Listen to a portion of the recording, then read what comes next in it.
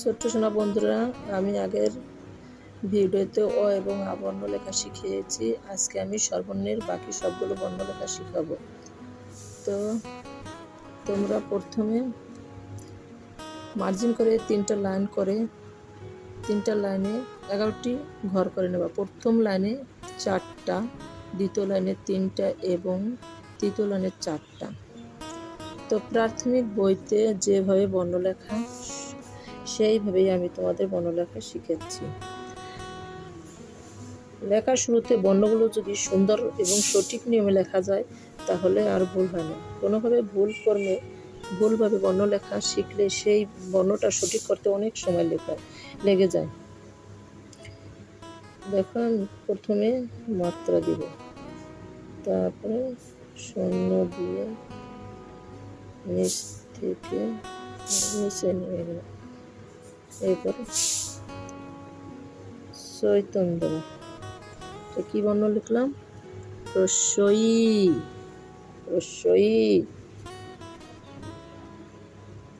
এই বর্ণটা লেখা একটু কঠিন, তবে বারবার প্র্যাকটিস করলে সুন্দর হয়ে যাবে। দেখো, এটা কি লিখেছি? দীর্ঘই।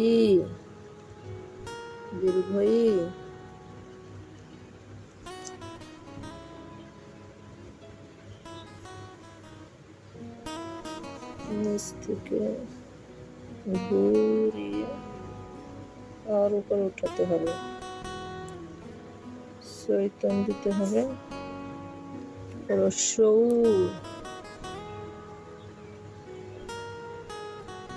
মাত্রা দিলাম, রস্যৌর মতন লিখতে হবে।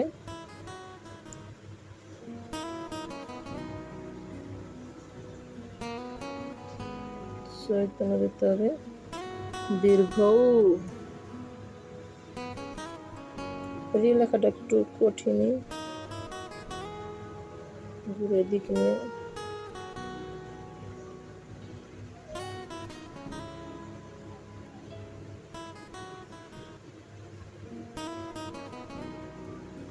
রি।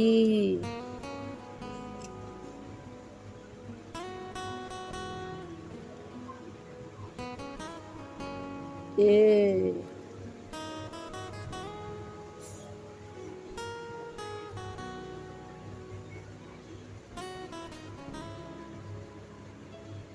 ওই।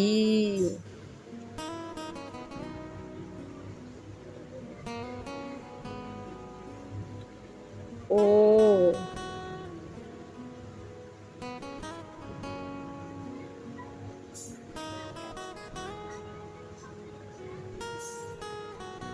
ও।